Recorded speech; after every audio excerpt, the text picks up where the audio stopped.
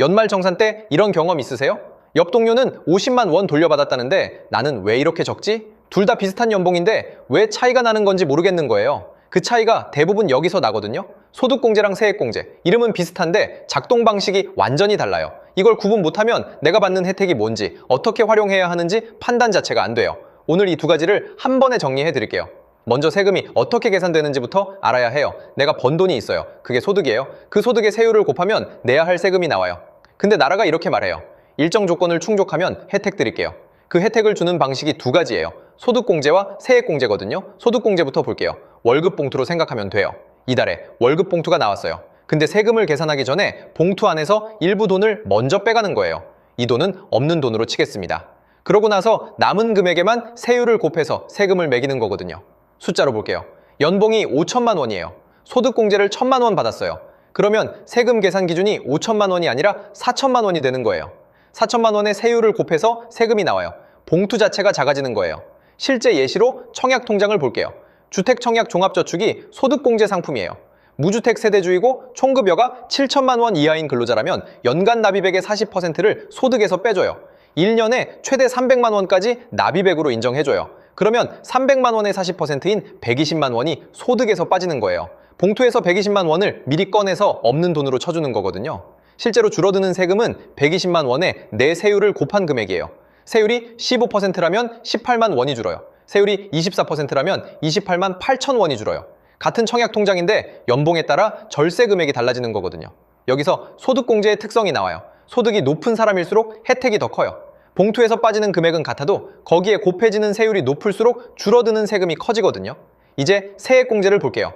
세액공제는 다르게 작동해요. 월급 봉투에서 뭔가를 빼는 게 아니에요. 세금 계산이 다 끝났어요. 당신이 내야 할 세금은 300만 원입니다. 근데 여기서 나라가 현금 50만 원을 직접 손에 쥐어주는 거예요. 이거 돌려드릴게요. 최종적으로 내는 세금이 250만 원이 되는 거거든요. 봉투 크기는 그대로인데 이미 계산된 세금에서 직접 깎아주는 거예요. 여기서 소득공제랑 결정적인 차이가 나와요. 세액공제는 소득에 상관없이 동일하게 적용돼요.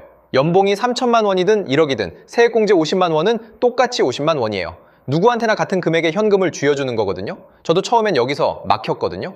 연말정산 서류 볼 때 소득공제, 세액공제가 다 나오는데 그냥 다 같은 혜택인 줄 알았어요.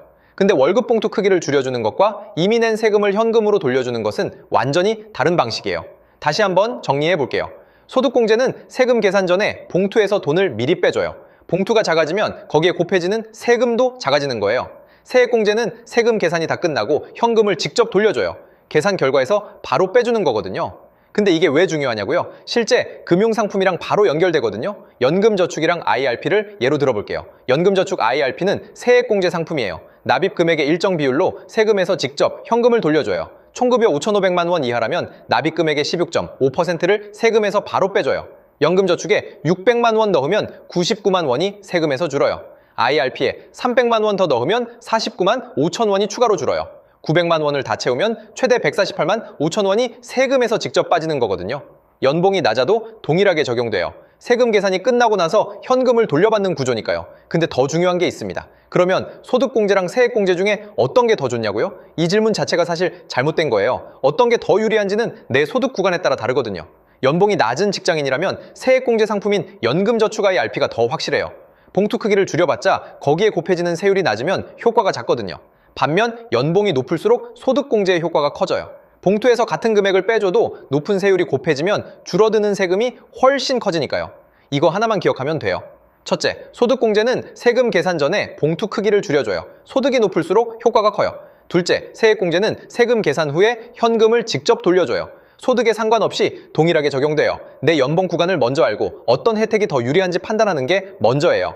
실제로 연말정산에서는 두 가지가 동시에 쓰여요. 인적공제, 의료비, 교육비, 카드 사용 금액은 소득공제 항목이에요. 청약통장도 소득공제 항목이고요. 연금저축, IRP, 월세 세액공제는 세액공제 항목이에요.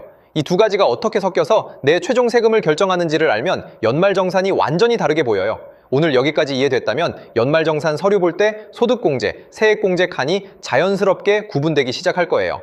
그 다음 단계는 어떤 항목을 어떻게 채워야 내 세금이 가장 많이 줄어드는지 계획하는 거예요. 그 흐름 계속 가져가고 싶다면 구독해 두시면 됩니다.